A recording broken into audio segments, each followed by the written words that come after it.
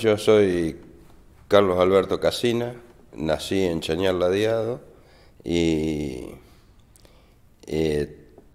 hasta los 18 años viví en el campo, fui a la zona rural de Colonia Italiana y fui al colegio Islas Malvinas de la zona rural.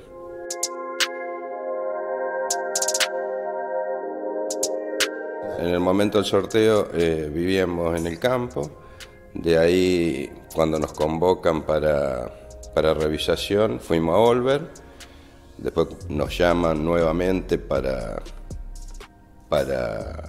ir al servicio militar, volvimos a Olver y de ahí fuimos a Córdoba en tren, de ahí nos dieron una letra, para mí, el recuerdo que tengo que en Córdoba la letra Q, que no sabíamos para qué significaba la letra Q, pero de ahí en un avión, en un Tango 01, de ahí nos llevan a Comodoro Rivadavia. De Comodoro Rivadavia nos trasladan a Sarmiento, y la letra Q era la Compañía Ingenieros 9. Y ahí empieza todo el periplo de la militar. Los primeros 3 o 4 días ahí nos acomodaron el pelo, la ropa, nos dieron todo y ahí fuimos al lago Senger. Ahí hicimos la instrucción y bueno, y volvimos y ya ahí después el 1 de abril, ya previamente nos alistaron y todo eso, nos llevaron a Comodoro Rivadavia nuevamente y ahí partimos a Malvinas, en el Fokker F-28. Llegamos, para mí, no recuerdo bien, pero arrancamos 8:30 y 9:30, 10 de la mañana llegamos a Malvinas. Cuando llegamos, yo no entendía nada porque después de vivir en el campo, salir en avión a la guerra es medio complicado. Eran todos comentarios que uno por otro, que Chile, que el Vil, que en una estancia había unos guerrilleros que había que sacarlo, que eran unos 70, 80, pero a esa edad, en ese momento, no teníamos cero idea de dónde íbamos. Bueno, cuando subimos en el Fokker, ahí nos dijeron que íbamos a Malvinas, que posiblemente no íbamos a aterrizar enseguida porque estaban combatiendo, ahí no volaba una mosca en eso, que había los países aliados y toda esa historia que no entendía nada. Y cuando llegamos estaba en la pared del aeropuerto, estaba lleno de camillas, todas una al ladito de la otra, y uno, te bajás del avión, ves todo eso, y nos bajamos, nos formamos, y venía el féretro que no sabíamos quién era, pero era de Giachino, que lo traían y lo cargaron en el avión. Nos llevan al Almirante Irízar, al rompehielo. Ahí estuvimos un día,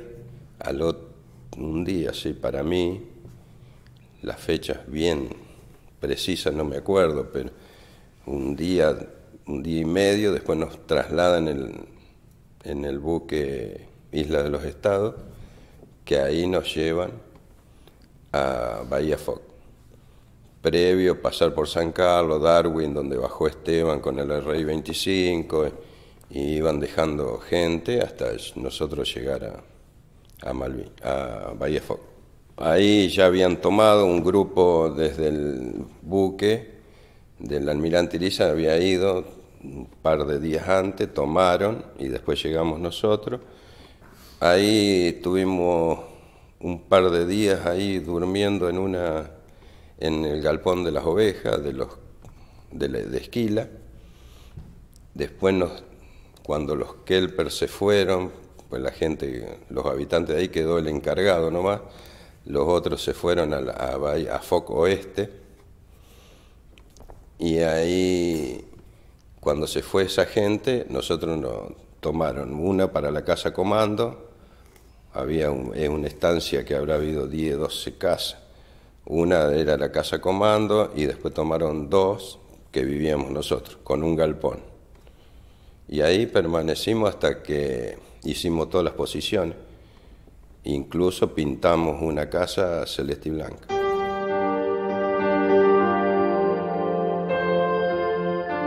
El primer susto fue cuando un helicóptero inglés, dicen que estaba de reconocimiento y nosotros estábamos durmiendo en la casa porque no pasaba nada, y ahí una alerta rojo y todo el mundo a tirarle a ese helicóptero.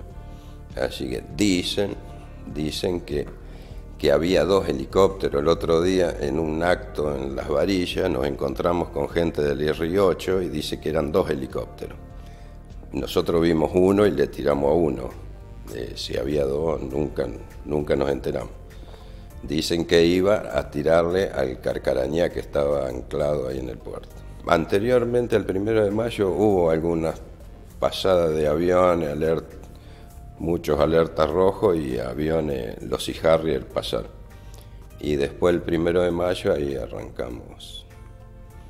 arrancó la fiesta, digamos. Y ahí cambió todo, no sé, estábamos en los pozos día y noche, o sea, de día salíamos, después del 1 de noche los bombardeos navales eran bastante constantes. Dicen los del otro lado, de Las Varillas, de los de RI-8, que dice que ellos salían afuera del pozo para ver el espectáculo de las bombas que caían del lado nuestro. En la bahía está este donde estábamos nosotros y oeste donde estaba el RI-8. Y a ellos no lo atacaban del lado nuestro. También hablan gente que un encargado de la estancia del RI-8, que estaban del oeste, que dice que se tiraron 2000 bombas en Foc, que una noche la denominan la noche de las 90 bombas. Eso se lo comentó este encargado a un compañero cuando fueron en el 2010 a Malvinas, porque ese hombre tenía la esposa que estaba por tener familia, y cuando empezó el conflicto vino a Puerto Argentino a tener familia. Y él vio el hijo después del conflicto, o sea, pasaron 74 días para juntarse con la esposa y su hijo. Y él comentaba todo eso que te estoy diciendo.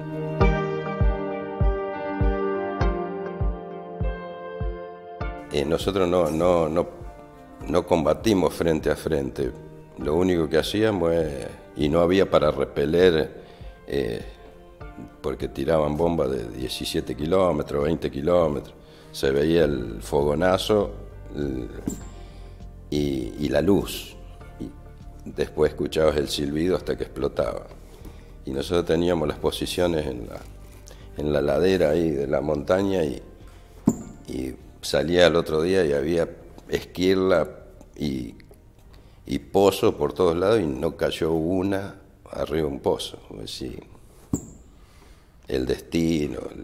Y yo no sé, la verdad que yo particularmente lo viví en 3 etapas. Primero, cuando arrancamos, miedo. Después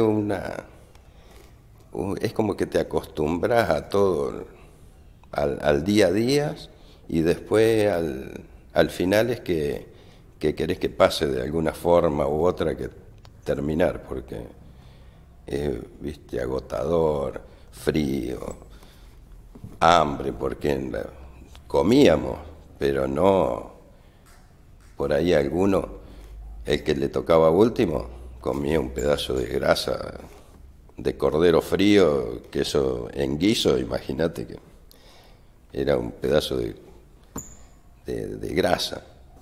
Y eso, viste, esas son las 3 etapas que viví yo. Y durante el conflicto estaba ahí, qué sé yo siempre digo estaba en neutro, porque no hay gente, compañeros, que se acuerdan un montón de cosas, que iban de un lado para el otro, que tienen anécdotas, y yo no, yo estaba en el pozo, iba, venía, pero ahí, viste, no tengo esas experiencias de experiencia linda, viste, de acordarte de cosas. No, yo estaba ahí, el mundo mío era el pozo y nada más. Ni siquiera, yo era apuntador de mag en el primer tiempo y tenía un compañero, Julio Contrenecul, indio, y yo siempre digo, se escuchaba el silencio en ese pozo porque yo hablaba poco y él no hablaba nada. Entonces, viste, después de 30 años nos encontramos y ahora, viste, somos como hermanos, pero en ese momento siempre hablamos eso. ¿Viste? Fue algo que no te lo puedo explicar, qué sé yo, no sé.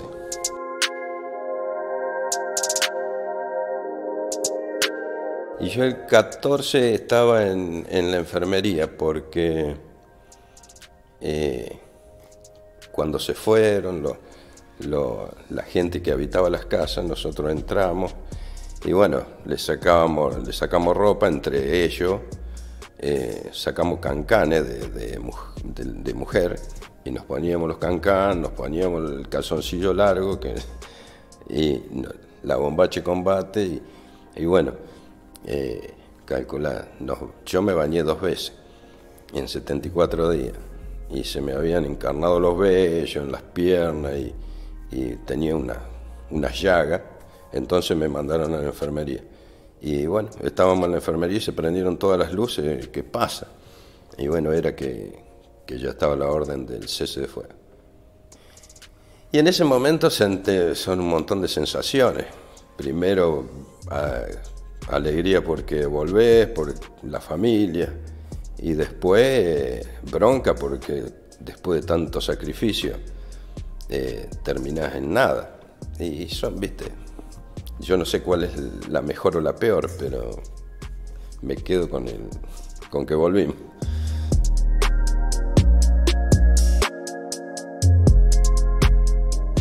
Nos llevaron a una barcaza, de ahí nos transportaron al Norland y el 15 de junio sería.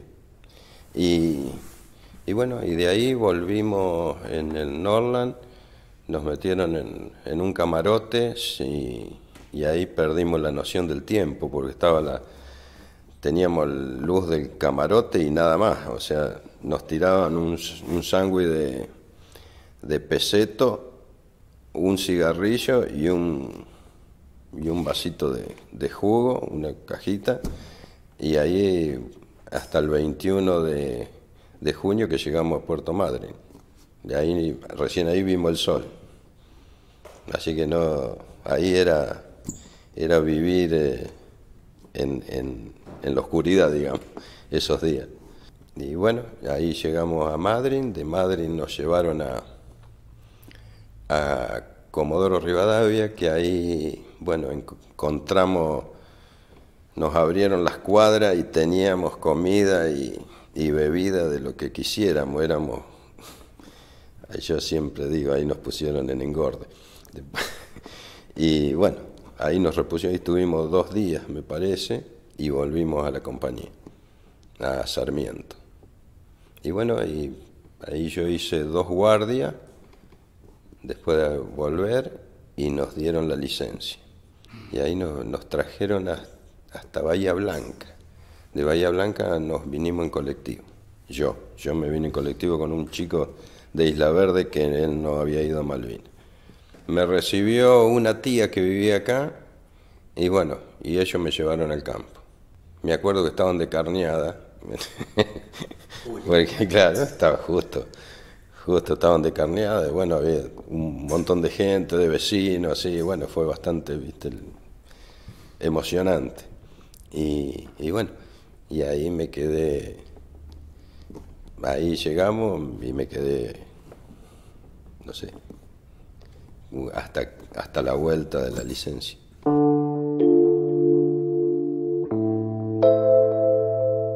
Ya la verdad que, viste, son cosas que no te imaginás que vas a hacer, porque mi papá, mi hermano tenían máquina cosechadora, uno se imaginaba, ¿viste? Que seguía esos pasos. Y bueno, y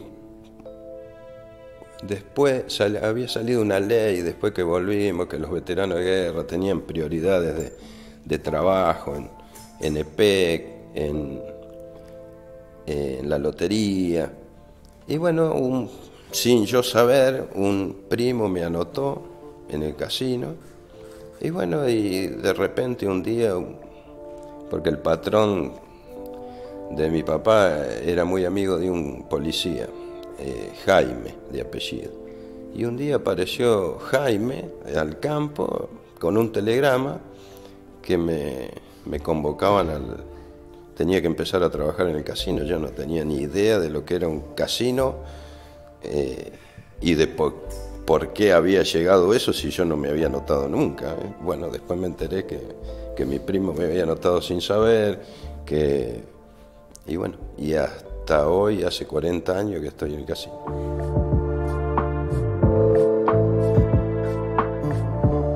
A la vuelta, medio escondido, mucha gente no consiguió trabajo, otro le costó, y bueno, la gente, yo la verdad que lo tomo eso con pinza de que el pueblo te reconoce. Después que pasaron unos cuantos años, empezaron a aflojar y a reconocerte un poquito más. Los primeros tiempos, para mí, no había ni civiles ni menos militares que te reconozcan. Para mi forma de pensar, hasta el día de hoy hay gente que te dice, fuiste y no tiraste un tiro. Y no necesariamente tenés que tirar un tiro, pero te tiran. Nosotros, para mi forma de pensar, en todo lugar, somos bienvenidos el 2 de abril. Esa semana del 2 de abril nos convocan. Después nadie se acuerda, o sea, si estás bien, si estás mal, si necesitas algo o no. Hay gente que la está pasando muy mal, porque está enferma. Nos marcó a todos, fue un antes y un después, nadie se imaginaba semejante. Por ahí yo digo, ¿qué hubiese pasado? Porque,